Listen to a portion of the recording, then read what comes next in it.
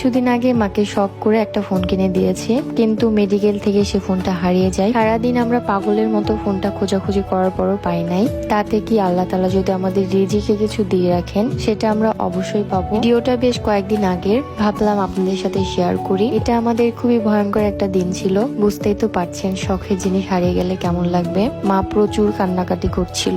নিজের চোখের সামনে মাকে কাঁদতে দেখে এত খারাপ লাগছিল, হচ্ছিল একদম পাগল হয়ে যাবে। পুরা মেডিকেল আমরা খুঁজেছি। যখন দেখবেন কাছের কোনো মানুষই সে কাজটা করেছে, তখন আপনি কিছুই বলতে পারবেন না, কিছুই আর করার থাকবে না। মায়ের অনেক কান্নাকাটি দেখে ভাবলাম যে জীবনে আসলে না অনেক টাকা পয়সা আসবে যাবে, সন্তান হয়ে যদি বাবা মাকে এতটুকু খুশি রাখতে না পারি, তাহলে সেই টাকাগুলো দেওয়ার কি হবে। তাতেই মাকে একটা মোবাইলের দোকানে নিয়ে যাই। বললাম, মা দেখেন, যে ফোনটাই ভালো লাগবে আমি আপনাকে আজ সেটাই কিনে দিব। কিন্তু মা কোনো ফোনই কিনতে চাচ্ছিল না, বলছিল কয়দিন আগেই না কিনে দিলি, এখন আর আমাকে ফোন কিনে দেওয়ার দরকার নাই। আমাদের কাছের আর আপন মানুষদের কাছ থেকে আমরা বেশি ক্ষতিগ্রস্ত হই। আমার খালা অসুস্থতার জন্য অনেকদিন ধরে হাসপাতালে ভর্তি ছিল। খালাকে দেখার জন্য মা অনেকদিন ধরে এখানে এসেছিল, প্রায় 7 দিনের মতোই হাসপাতালে ছিল। তবে হঠাৎ করে এইভাবে ফোনটা যে চুরি হয়ে যাবে, সেটা আমরা কখনোই ভাবতে পারি নাই। আমরা আসলে সবকিছুই জানতে পেরেছি, কে কোথা থেকে কিভাবে ফোনটা নেওয়া হয়েছে। তারপরও আসলে জিনিসগুলো বড় করতে চায় না। আল্লাহ তাদেরকে হেদায়েত দান করুন। টাকা পয়সা তো আসবে যাবে, তবে বাবা মায়ের বড় সন্তান হয়ে যদি এতটুকু না করতে পারি, তাহলে আর কি হলো।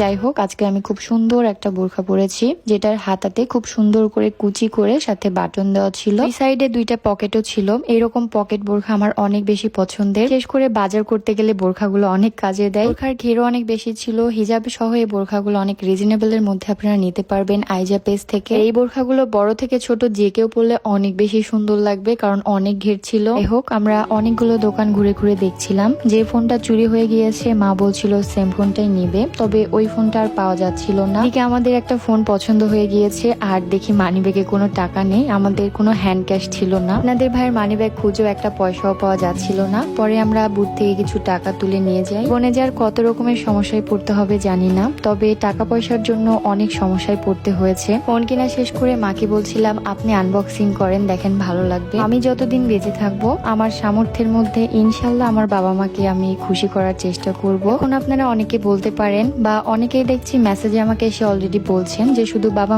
মা করছেন, কেন শ্বশুর শাশুড়ি বলছেন না। আসলে কিছু মানুষকে আপনি হাজার দিলেও তাদের মন পাবেন না, তবে আপনার বাবা মাকে আপনি ছোট্ট একটা জিনিস দিয়ে দেখবেন, তারা অনেক খুশি হয়ে যাবে, আপনাকে মন থেকে দোয়া করবে। আর ফোনটা যে চুরি করেছে, জানি না ফোন বিক্রি করার পর কত টাকা পাবে, আর সেই টাকা দিয়ে কতদিনই বা সে চলতে পারবে। তবে আল্লাহ তাআলা আমাদেরকে কোনো দিক থেকে কমতি রাখেননি, বরং আরো ভরিয়ে দিবে ইনশাল্লাহ। আর এই মানুষটা আমাকে সবসময় বলে, তোমার যা ইচ্ছা হবে তুমি তোমার বাবার বাড়িতে দিবা, যেটা তুমি আগে করতে পারোনি এখন তুমি করবা। যাই হোক, আজকের মতো এখানেই বিদায় নিচ্ছি। আল্লাহ হাফিজ।